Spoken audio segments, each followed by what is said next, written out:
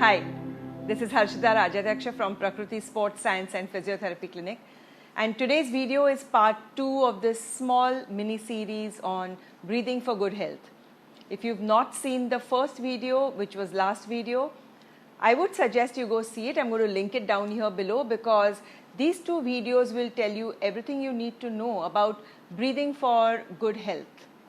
I mean the last one, which was relaxed abdominal breathing, and then this one, which is going to be nasal breathing.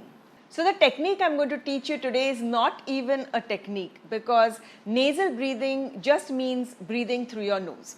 That's all I want to say today is breathe through your nose. And it's kind of so obvious that I don't need to make a whole video on it, right? But a lot of us use our mouths to breathe in and out. And some of you might also find it so difficult to breathe through your nose that you might end up leaving your mouth partially open throughout the day and maybe even at night.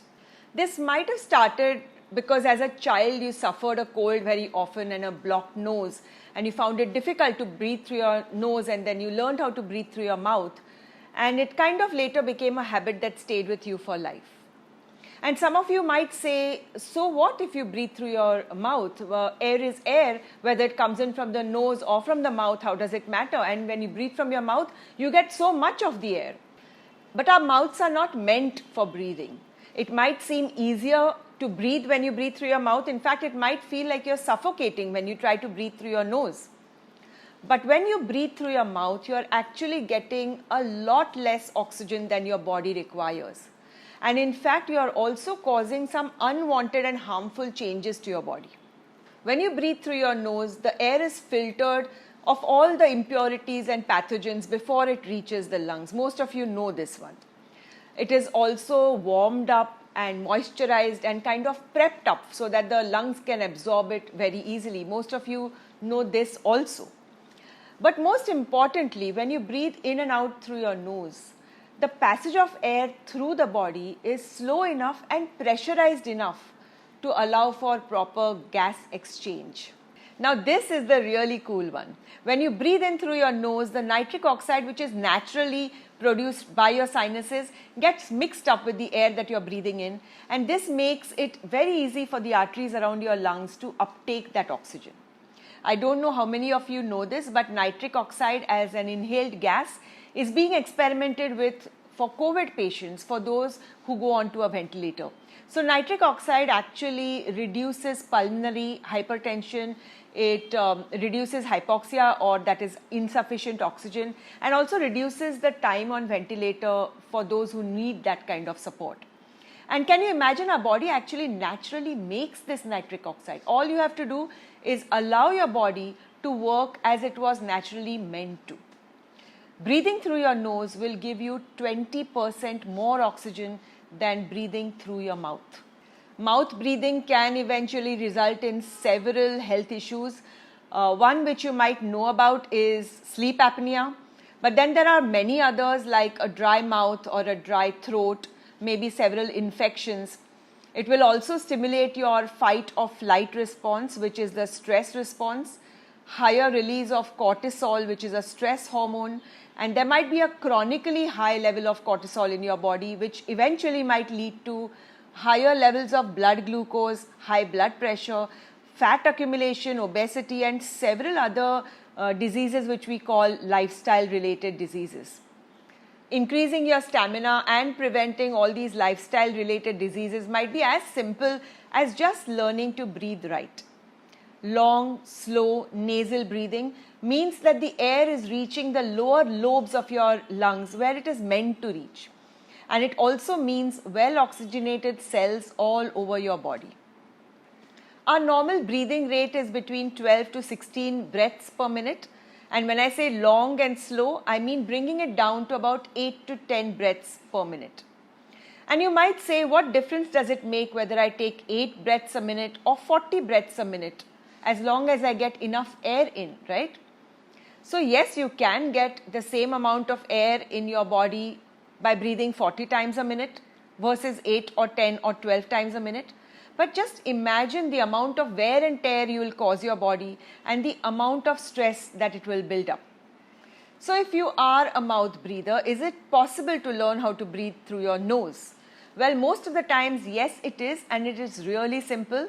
All you need is practice, and simple practice of breathing in and breathing out through your nose. Use relaxed abdominal breathing, but just use your nose this time. The best way to start is lying flat on your back like I taught you last time. Relaxed abdominal breathing, but use your nose. No sets, no reps, no counting your breaths, just relaxed abdominal breathing through your nose. This time, try to breathe out a little longer than breathing in.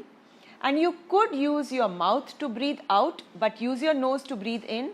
And you should purse your lips when you're breathing out so that you can slow the breath out, something like this.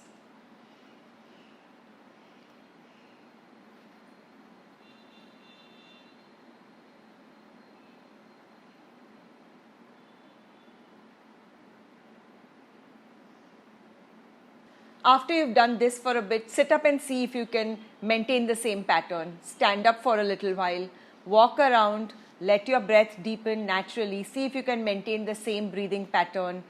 Deepen your inhalation and exhalation naturally as you can. See that you are not clenching your jaw. See that you are not using any extra effort to breathe in or out.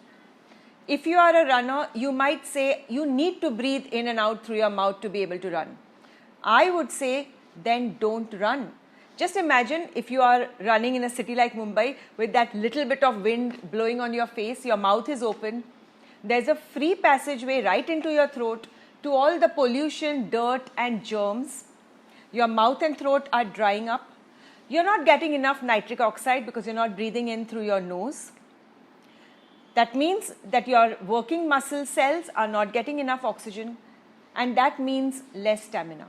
Now, to increase this very elusive stamina, you may keep training harder and harder, and eventually you will end up with other joint or muscle or bone related injuries, and you still will not develop your stamina.